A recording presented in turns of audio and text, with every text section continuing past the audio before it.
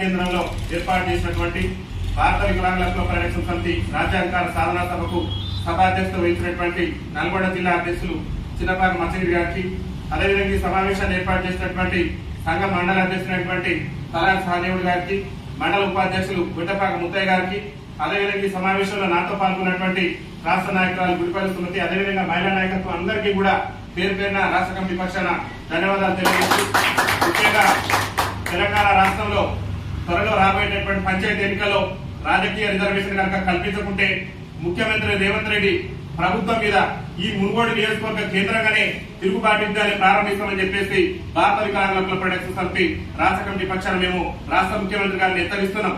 ముఖ్యంగా కాంగ్రెస్ పార్టీ ఎన్నికల మేనిఫెస్టోలో రేవంత్ రెడ్డి గారు కాంగ్రెస్ పార్టీ జాతీయ ఎన్నికల మేనిఫెస్టోలోనే కాంగ్రెస్ పార్టీ పెట్టింది.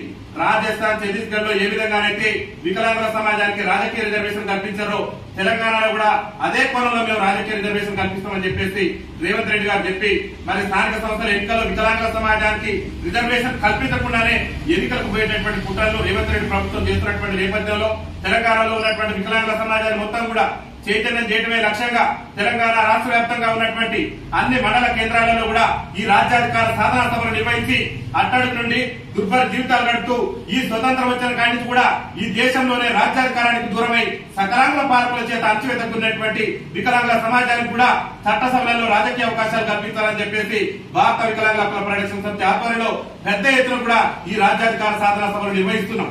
ముఖ్యంగా తెలంగాణ రాష్ట్ర ముఖ్యమంత్రి రేవంత్ రెడ్డి గారు ఎన్నికల ముందు అనేకమైనటువంటి హామీలు వికలాంగుల సమాజానికి సంబంధించి తెలంగాణ రాష్ట్రంలో 30 లక్షల మంది వికలాంగులు దుర్భర జీవితాలు గడుపుతుంటే ఆనాడు కాంగ్రెస్ పార్టీ పిసిసి అధ్యక్షులుగా ఉన్నటువంటి రేవంత్ రెడ్డి గారు అనేకమైనటువంటి హామీలు ఇచ్చిన అధికారంలోకి రాకముందు మేము అధికారంలోకి వస్తే తెలంగాణ రాష్ట్రంలో కాంగ్రెస్ పార్టీ అధికారంలోకి వస్తే అదే నెల నుంచి వికలాంగుల పింఛన్లు మేము 6,000 రూపాయలు చేస్తామని చెప్పేసి రేవంత్ రెడ్డి గారు చెప్పిండు. ఒక వికలాంగుల పింఛనే కాదు, వృద్ధుల పింఛన్ కానీ, వితంతువుల పింఛన్ కానీ, గీతా కార్మికుల పింఛన్లు కానీ మేము ఎప్పుడైతే అధికారంలోకి వస్తాం అదే నెల నుంచి డబల్ చేసి పంపిణీ చేస్తామని చెప్పిండు. దాదాపు ఈ రాష్ట్ర ముఖ్యమంత్రి గారు రేవంత్ రెడ్డి గారి బాధ్యతలు చేపట్టి 14 ఏళ్లు గడుస్తున్నా కానీ ఇచ్చినటువంటి హామీలు నెరవేర్చకుండా వికలాంగుల సమాజాన్ని పింఛన్దారులు కూడా మరి విస్మయానికి గురి చేస్తూ వారి యొక్క సంక్షేమాన్ని విస్మరిస్తున్నటువంటి నేపథ్యంలో మనం చైతన్యం కావాలి, ఈ ప్రభుత్వం మీద మనం తిరుగుబాటుకు సిద్ధం కావాలనేటువంటి క్రమంలోనే మునుగోడు ఈ సమావేశాన్ని మనం ఏర్పాటు చేసుకున్నాం. ముఖ్యంగా మిత్రులారా, రేవంత్ రెడ్డి గారి ప్రభుత్వమే చెప్పింది, కాంగ్రెస్ పార్టీ ఎన్నికల మేనిఫెస్టోలో చెప్పింది, ఆర్టీసీలో మహిళలకు ఉచిత ప్రయాణంతో పాటు ఈ రాష్ట్రంలో ఉన్నటువంటి వికలాంగుల సమాజానికి కూడా 100కు 100% రాయితీతో ఉచిత ప్రయాణ సౌకర్యం కల్పిస్తానని చెప్పేసి రేవంత్ రెడ్డి కాంగ్రెస్ పార్టీ ఎన్నికల మేనిఫెస్టోలో చెప్పింది. కానీ అధికారంలోకి వచ్చి 14 నెలలు గడుస్తున్నా ఒక పక్క మన మహిళా హక్కులకు 100% రాయితీతో ఉచిత ప్రయాణ సౌకర్యం కల్పించినటువంటి రేవంత్ రెడ్డి గారు కావాలని చెప్పేసి వికలాంగుల సమాజం మీద కుట్రతోని, కుతంత్రాలతోని, వివక్షతోనే ఇవాళ నేటి వరకు కూడా మనకు ఆర్టీసీలో ఉచిత రవాణా సౌకర్యం కల్పించకుండా మన వికలాంగుల సమాజాన్ని తీవ్ర ఇబ్బందులు గురి చేస్తున్నాడు. మనం మేల్కోవాల్సినటువంటి సమయం ఆసన్నమైంది. రేవంత్ రెడ్డి గారు చెప్పిన కాంగ్రెస్ పార్టీ ఎన్నికల మేనిఫెస్టోలో పెట్టిండు, ఏమని పెట్టిందంటే మేము అధికారంలోకి వస్తే వికలాంగుల సంక్షేమ శాఖను మహిళా శిశు సంక్షేమ శాఖ నుంచి వేరు చేసి ప్రత్యేక శాఖ కొనసాగిస్తామని చెప్పిండు. నేటి వరకు కూడా ముఖ్యమంత్రిగా బాధ్యతలు చేపట్టిన కాడి నుంచి ఇంతవరకు కూడా వికలాంగుల సంక్షేమ శాఖ మీద ఒక సమీక్ష కూడా లేదు.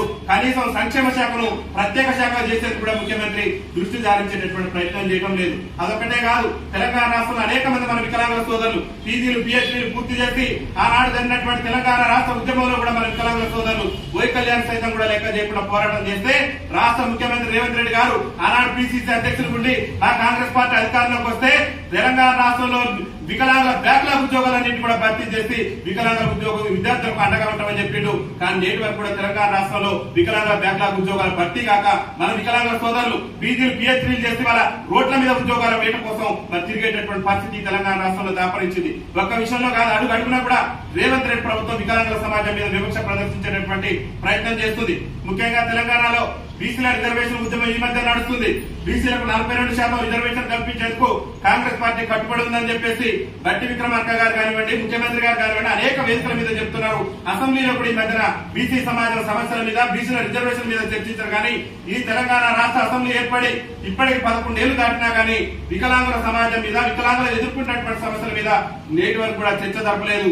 119 మంది ఎమ్మెల్యేలు తెలంగాణ రాష్ట్ర శాసనసభలో మన వికలాంగుల ఓట్లతో గద్దెనెక్కి ఇలా ఎమ్మెల్యేలు ఎమ్మెల్యేగా చలామణి అవుతున్నారు. కానీ కనీసం 0 వల్ల కూడా మన సమస్యలు కూడా చర్చగా తీసుకురాకుండా మన వికలాంగుల సమాజాన్ని ఇబ్బందులు గురి చేస్తున్నారు. ముఖ్యంగా ఈ మునుగోడు ప్రాంతంలో అనేక మంది ఫ్లోరోసిస్ బాధితులే కాదు, మా వికలాంగుల సోదరులు నేను వచ్చిన సందర్భాల్లో కూడా నాకు బండి లేదని చెప్పేసి చెండూరు మండల అధ్యక్షులైతే మునుగోడు మండల అధ్యక్షులైతే అనేక మంది సోదరులు అన్న నాకు చాలా ఇబ్బంది ఉందన్న, మేము ఎడి తిరిగేటటువంటి పరిస్థితులే, కనీసం నాకు వైకల్యం ఉంది, ప్రభుత్వం నుంచి బండ్లు కూడా అందుబాటులో చాలా ఇబ్బంది పడుతున్నాం. ఈ నియోజకవర్గ ఎమ్మెల్యే గారిని అడుగుతున్న రాజగోపాల్ రెడ్డి గారికి, మీకు మంత్రి పదవి మీద ఎంతైతే ఆశ ఉన్నదో, ఆశ ఉండటం సంతోషమే, మీరు మంత్రి పదవి కోసం ఎంతైతే ఆశిస్తున్నారో ఇవాళ నీకు మా ఎమ్మెల్యే అనేటటువంటి పదవి కూడా మా వికలాంగుల సమాజం పెట్టినటువంటి భిక్ష. ఇవాళ వికలాంగుల సమాజం ఓట్లేస్తేనే రాజగోపాల్ రెడ్డి గారు వికలాంగుల సమాజం ఓట్లేస్తేనే రాజగోపాల్ రెడ్డి గారు తెలంగాణ అసెంబ్లీలో ఎమ్మెల్యేగా చలామణి అవుతున్నాడు. ఒక రాజగోపాల్ రెడ్డి గారే కాదు, 119 మంది ఎమ్మెల్యేలు గుండె మీద చేసుకో అని చెప్పండి, వికలాంగుల ఓట్లు లేకుండా ఏ ఎమ్మెల్యే కూడా తెలంగాణ రాష్ట్ర శాసనసభలో లేదు.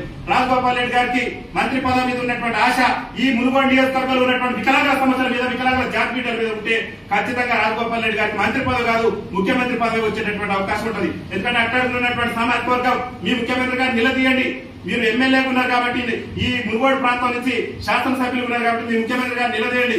ఆయా ముఖ్యమంత్రి గారు మీరు వికలాంగుల పెన్షన్ అధికారంలోకి వస్తే మన పార్టీ చెప్పింది 6,000 రూపాయలు చేస్తానని చెప్పేసి ఆ వికలాంగులు మీ నియోజకవర్గాలు పోతే తిరుగుబాటు చేస్తున్నారు మన పార్టీ మీద, మన మీద.